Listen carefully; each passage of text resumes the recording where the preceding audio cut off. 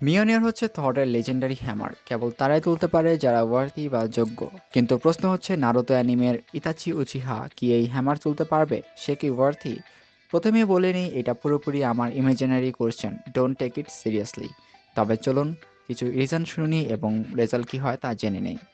থর মিওনিয়ার তুলতে পেরেছে কারণ সে ছিল সাহসী, অনেস্ট এবং অন্যদের প্রোটেক্ট করার জন্য নিজের জীবন দিতেও প্রস্তুত। যদিও তার কিছু ত্রুটি ছিল, তাও তার নিষ্ঠা এবং স্যাক্রিফাইসের কারণে তাকে ওয়ার্থি করে তুলেছিল। এখন ইতাচির দিকে তাকালে আমরা একই ধরনের কিছু ক্যারেক্টারিস্টিক্স দেখতে পাই। ইতাচি তার পুরো জীবন স্যাক্রিফাইস করেছে কোনোহা ভিলেজ প্রোটেক্ট করার জন্য। নারুটো যারা দেখছে তারা সবাই খুব ভালো মতোই জানে ইতাচির ব্যাক স্টোরি। আমারও ইচ্ছা আছে ইতাচির হোল স্টোরি নিয়ে একটা ভিডিও বানানোর, তবে সেটা হবে পরে।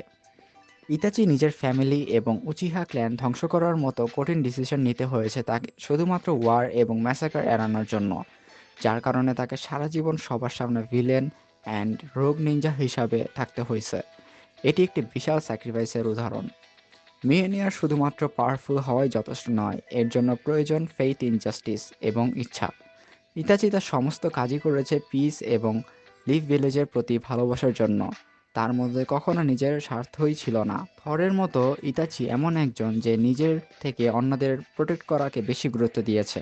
এটা সম্পূর্ণরূপে আমার ব্যক্তিগত অপিনিয়ন, তবে আমরা বলতে পারি যে ইতাচি এর স্যাক্রিফাইস, জাস্টিস এবং সেলফলেস মানসিকতা তাকে মিওনিয়ার তুলতে যোগ্য প্রমাণ করতে পারে। তবে মনে রাখবেন, থর এবং ইতাচি দুটি ভিন্ন জগতের ক্যারেক্টার এবং এই কম্পারিজন কেবল ফান করে করা হয়েছে। আপনারা কি মনে করেন ইতাচি কি মিওনিয়ার তুলতে পারবে নাকি পারবে না? সে কি ওয়ার্থি?